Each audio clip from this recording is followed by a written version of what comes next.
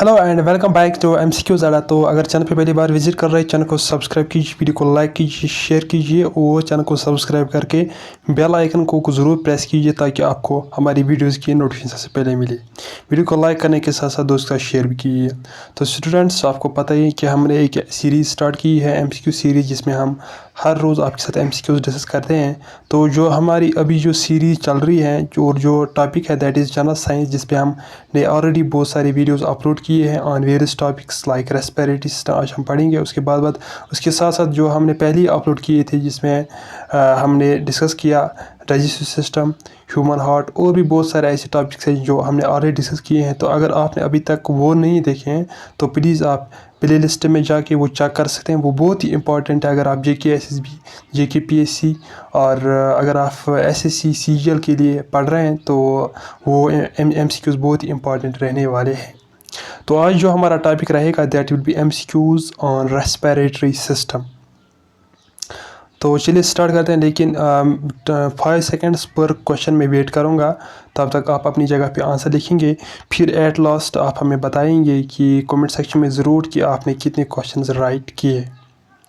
तो सबसे पहले चलिए स्टार्ट करते हैं। सबसे पहले इंट्रोडक्शन यहाँ पे दिया है, तो देखते हैं ये इंट्रोडक्शन क्या है। Introduction: The respiratory system is a remarkable biological system that plays a pivotal role in the sustained life. Its primary function is to facilitate the exchange of oxygen and carbon dioxide. आपको पता है कि जो respiratory system है it is very important और ये बहुत ही इंपॉर्टेंट रोल प्ले करता है for the functioning of our body. Like कि रेस्पिरेटरी सिस्टम इंक्लूड्स इसमें जो ऑक्सीजन एंड कार्बन डाइऑक्साइड का जो एक्सचेंज होता है बॉडी में, it is because of respiratory system. तो कंपोनेंट्स की बात करेंगे तो सीक्वेंस वाइज आप याद रख सकते हैं: nose and mouth, trachea, lungs, bronchi tubes, diaphragm and chest muscles. तो नोज़ एंड माउथ आपको पता है कि जब जहाँ से हम इनहेल करते हैं एयर, लाइक ये नोज़ भी हो सकती है, माउथ भी होता है, ठीक। उसके बाद यहाँ पे ट्राइकिया का दूसरा नाम विंड पाइप भी है। तो जो ही हमारी बॉडी में एयर ट्रेवल किया होता है तो उसके बाद ये ट्राइकिया के ज़रिए नीचे चला जाता है और it just acts as a pathway for air to move in and out of the lungs. उसके बाद लंग्स एक सेंट्रल ऑर्गन होता है रेस्पिरेटरी सिस्टम का, it is very important organ. तो इसमें टाइनी एयर सिक्स होते हैं जिसको हम एल्वुलाई कहते हैं, तो वो एक्सचेंज करते हैं गैसेस। तो आप याद रखेंगे एक्सचेंज ऑफ गैसेस कहाँ पे होता है, एल्वुलाई में, and alveoli are tiny air six.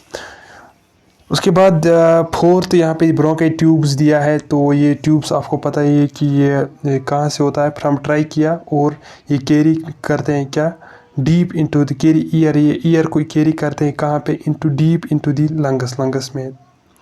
और ये स्मॉल भी हो सकते हैं और लार्ज ब्रोंकाई भी हो सकते हैं। डायफ्राम आपको पता है कि जो डायफ्राम है इट कंट्रोल्स द ब्रीथिंग।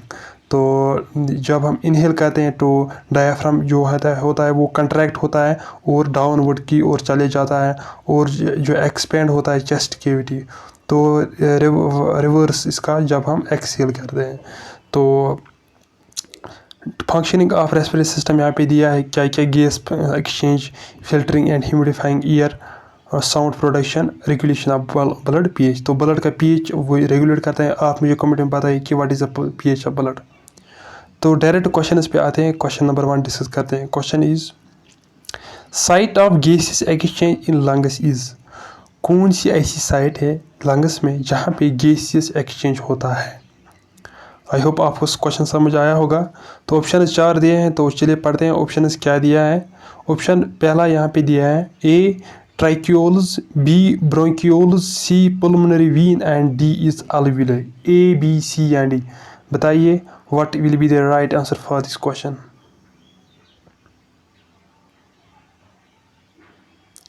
जल्दी से बताइए क्या हो सकता है। 5 सेकंड्स वेट कर रहा हूँ मैं, तब तक आप अपनी जगह पे कोट कीजिए इसका answer. One of the easy question है ये। तो देखते हैं राइट आंसर क्या है। Right answer is option D, that is alveoli। Question next. Question number 2 यहाँ पे दिया है, when there is decrease in the concentration of oxygen in the blood the rate of breathing. Question बता रहा है कि जब ब्लड की कंसंट्रेशन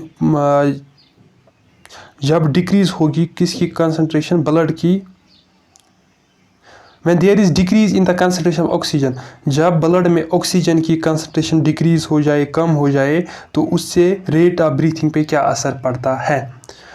तो ऑप्शंस है आपके पास, ऑप्शन ए डिक्रीज, क्या वो ब्रीथिंग डिक्रीज होती है, इंक्रीज होती है, डज नॉट चेंज, क्या ये कांस्टेंट रहती है, या लास्ट ऑप्शन दिया है फर्स्ट डिक्रीज देन इंक्रीज।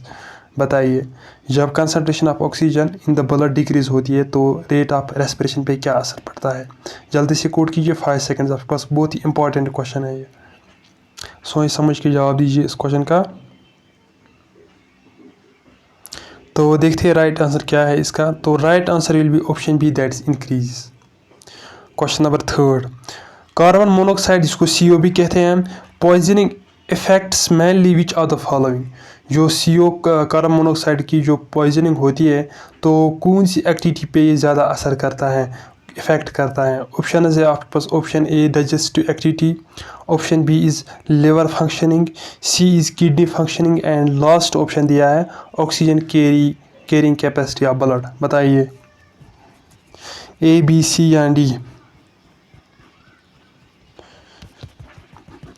बहुत इजी क्वेश्चन है और क्वेश्चन आ चुका है एग्जाम में।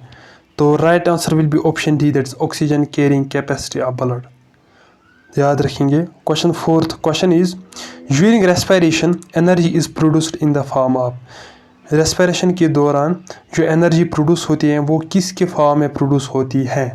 ऑप्शन है आपके पास, option A ADP, option B is ATP, C is NADP, and D is CO2। बताइए A, B, C या D। जल्दी से कोट कीजिए इस क्वेश्चन क्या राइट आंसर क्या हो सकता है, जल्दी से बताइए।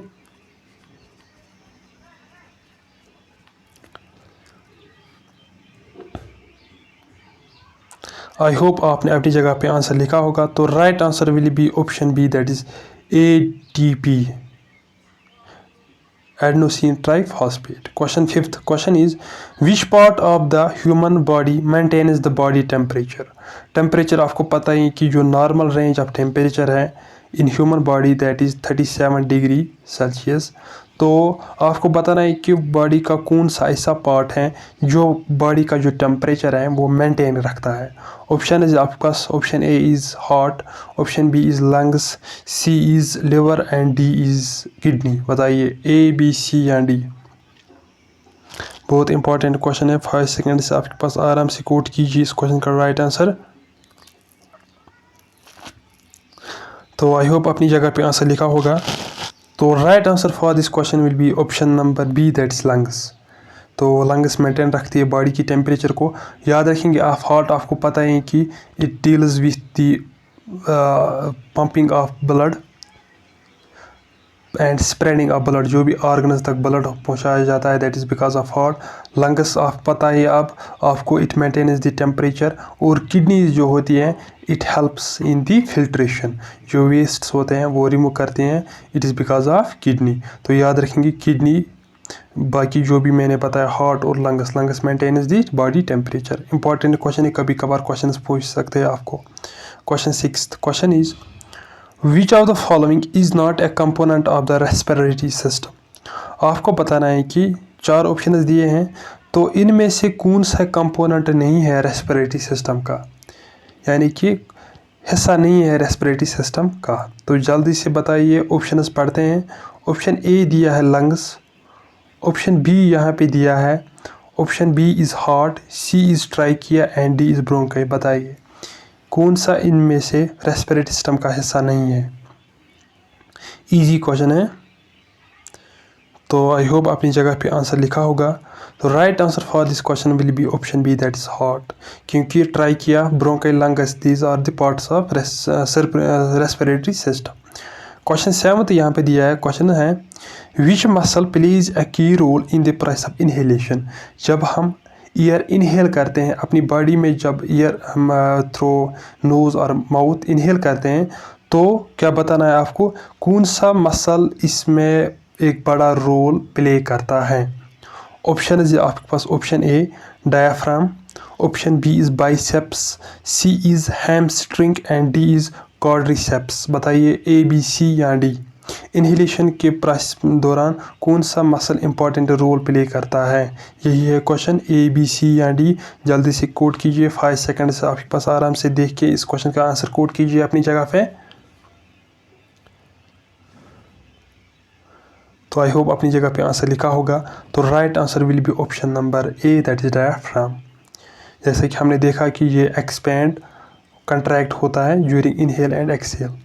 Question 8th question is, which of the following is a common respiratory disorder characterized by chronic inflammation of the airways? तो आपको बताना है कि इनमें से कौन सा कॉमन रेस्पिरेटरी डिसऑर्डर है जो किससे होता है, जिसमें क्या होता है, क्रॉनिक इन्फ्लेमेशन ऑफ एयरवेज जहाँ से एयर एंटर होता है तो वहाँ पे इन्फ्लेमेशन होती है या वो सेवल अप होती है। क्रॉनिक, अगर आपको पता होगा what does chronic mean, chronic means long term and acute means short term. याद रखें, कभी ये भी पूछा जाता है, chronic means long term and acute means short term. तो आप बताइए आपको कौन सा रेस्पिरेटरी डिसऑर्डर इसके रिलेटेड है। तो ऑप्शन है आपके पास, option A pneumonia, option B bronchitis, option C tuberculosis and D is emphysema. A, B, C या D, बताइए क्या हो सकता है इस क्वेश्चन का राइट आंसर।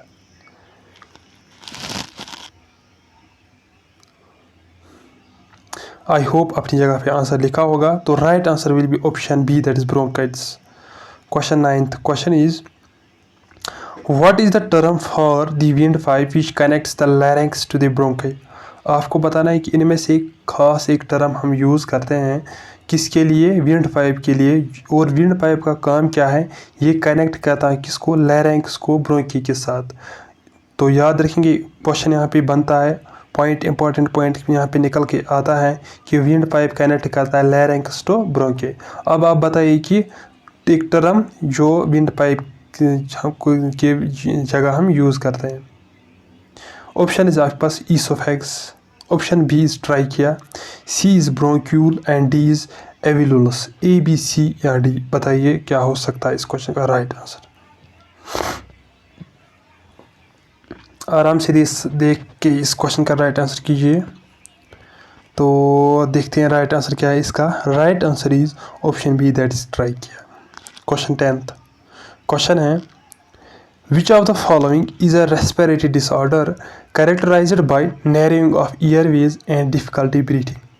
आपको बताना है कि इनमें से एक और क्वेश्चन है जो रेस्पिरेटरी डिसऑर्डर के रिलेटेड है। क्वेश्चन है, इनमें से कौन सा ऐसा डिसऑर्डर है, रेस्पिरेटरी डिसऑर्डर है जिसमें क्या होता है, characterized by narrowing of airways जहाँ से एयर एंटर होता है इसमें तो लंग्स में, तो वो नैरो होती जा रही है, लाइक वो कंट्रैक्ट होती जा रही है।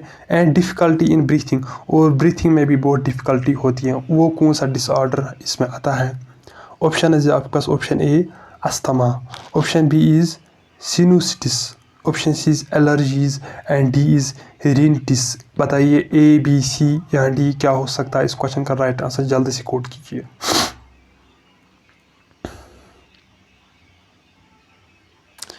तो देखते हैं इस क्वेश्चन का राइट आंसर क्या है। Option A, that is asthma. याद रखेंगे asthma is right answer. Question 11th question is, what is the main function of सीलिया in the respiratory tract? आपको बताना है कि जो रेस्पिरेटरी ट्रैक्ट होता है वहाँ पे जो सीलियाज होते हैं तो उन सीलियाज का फंक्शन क्या है वही आपको बताना है। ऑप्शन है आपके पास, option A to produce mucus, क्या वो हेल्प करते हैं in production of mucus. Option B to warm the air, या ईयर को वार्म करते हैं। Option C is to filter out impurities, या इम्प्योरिटीज़ डस्ट को रिमूव करती हैं। और last is to aid in vacuolisation, या वैक्यूलाइजेशन में हेल्प करते हैं। बताइए A, B, C या D। आराम से देख के इस क्वेश्चन का आंसर कोड कीजिए अपनी जगह पे।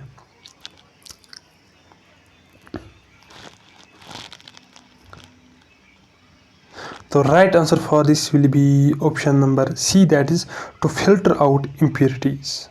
Question 12th question is, which part of the brain regulates the rate and depth of breathing? आपको बताना है कि ब्रेन का एक ऐसा हिस्सा, एक ऐसा पार्ट जो रेगुलेट करता है, कम करता है किसको, rate and depth of breathing. Rate और डेप्थ ऑफ ब्रीथिंग को रेगुलेट कौन करता है? ब्रेन का एक पार्ट है, उस पार्ट का नाम क्या है वही आपको बताना है। ऑप्शन है आपके पास option A cerebellum, option B is medulla oblongata, option C is hypothalamus and D is cortex. बताइए ए बी सी या डी। 5 सेकंड्स आपके पास, आराम से देख के इस क्वेश्चन का आंसर कीजिए अपनी जगह पे। तो देखते हैं इस क्वेश्चन का राइट आंसर क्या है।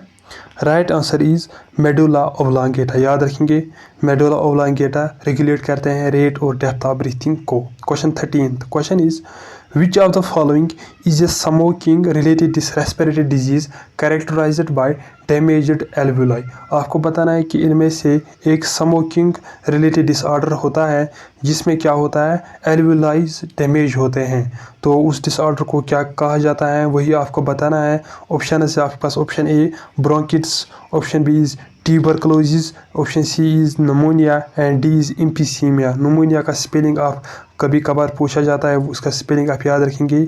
तो बताइए ए बी सी या डी, जल्दी से कोड कीजिए। 5 सेकंड से आपके पास, आराम से देख के इस क्वेश्चन का आंसर कोड कीजिए अपनी जगह पे।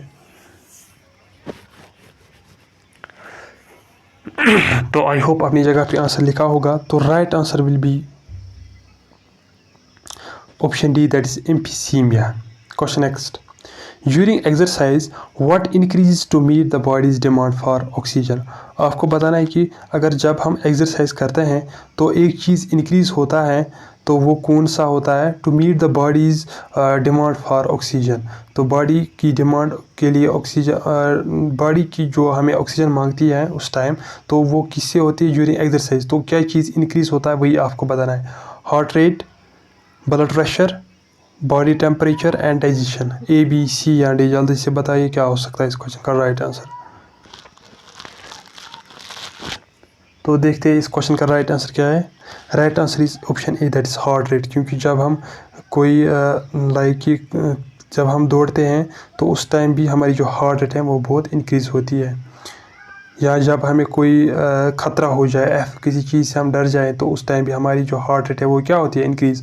Question 15th, which of the following is a condition where a person stops breathing repeatedly during sleep. आपको बताना है कि कौन सी ऐसी कंडीशन है जहाँ पे एक आदमी जो स्टॉप करता है पूरी तरीके से ब्रीथिंग को ड्यूरिंग स्लीप, जब वो सो जाता है। ऑप्शन है आपके पास sleep and apnoea, narcolepsy, insomnia and D sleep paralysis. बताइए ए बी सी या D. Sleep apnoea, narcolepsy, insomnia, sleep paralysis. तो right answer is sleep apnoea. Question 16, what is the term for the sound produce when vocal cords vibrate as air is exhaled. जब हम air को Excel करते हैं, छोड़ते हैं, तो जो वोकल कॉर्ड्स होते हैं वो वाइब्रेट करते हैं। तो एक साउंड तो कौन सी टर्म हम यूज़ करते हैं इस time, wheezing, snoring, coughing, voice. बताइए ए बी सी या D. Right answer will be option D, that's voice. Question 17, what is the name of tiny hair like structures that help move mucus and trapped particles out of the respiratory tract. आपको बताना है कि कौन से ऐसी tiny hair like structures होते हैं जो हमें प्रोटेक्शन देती हैं फ्रॉम पार्टिकल्स को ट्रैप करते हैं, डस्ट पार्टिकल्स और म्यूकस को रिमूव भी करते हैं। वो कौन से ऐसे टाइनी हेयर लाइक स्ट्रक्चर्स होते हैं। ऑप्शन आपके पास alveoli, option B cilia, C is villi, D is nephrons. Villi तो नहीं होती, विली होती है कहाँ पे, स्मॉल इंटेस्टाइन्स में। बताइए ए बी सी या डी। तो ऑप्शन बी, दैट इज सीलिया। याद रखेंगे एल्वुलाई पे सीलिया होता है और विलाई किस पे होती है, स्मॉल इंटेस्टाइन में। Question 18, what is the function, which of the following is a common symptom of respiratory infection. Respiratory infection का कॉमन सिम्टम क्या होता है। ऑप्शन इज आपके पास increased appetite, loss of taste, coughing, dry skin. बताइए A B C या D. जल्दी से कोड कीजिए। इस क्वेश्चन का आंसर मुझे कमेंट सेक्शन में चाहिए क्योंकि इजी क्वेश्चन है। Question 19, which gas is response for the sensation of shortness of breath and is detected by chemoreceptors in the body. जब हमारी बॉडी में किसी एयर गैस की बहुत कम ये होती है, क्या डिमांड होती है, तो उस टाइम जो शॉर्टनेस ऑफ ब्रीथ होती है वो डिटेक्ट की जाती है कीमो रिसेप्टर्स के थ्रू। ठीक, वो कौन सा गैस होता है, oxygen, carbon dioxide, nitrogen, helium. A B C या डी। तो right answer is option B, that is carbon dioxide. Which part of the respiratory system is responsible for producing sound and speech?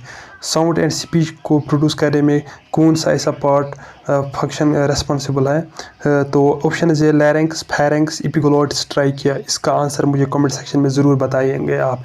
ये कुछ 20 MCQs मैंने आज आपके साथ discuss किया। I hope अगर वीडियो अच्छा लगा होगा, वीडियो को लाइक करना, शेयर करना, सब्सक्राइब भी करना, और चैनल पर नए चैनल को सब्सक्राइब करके बेल आइकन को ज़रूर प्रेस कीजिए। और जितने भी हमने ऑलरेडी अपलोड किए हैं वीडियोस, तो वो प्लीज़ एक बार वो देखना, और ज़रूर कीजिए अपना स्कोर मेंशन कि आपने 20 क्वेश्चन में कितने करेक्ट किए हैं, और जो भी इन एक्स्ट्रा क्वेश्चन मैंने पूछे उनका भी जवाब मुझे कमेंट सेक्शन में चाहिए। Thank you, all the best. और नेक्स्ट वीडियो क्या होना चाहिए वो भी आप हमें कमेंट में ज़रूर बताएंगे। Thank you.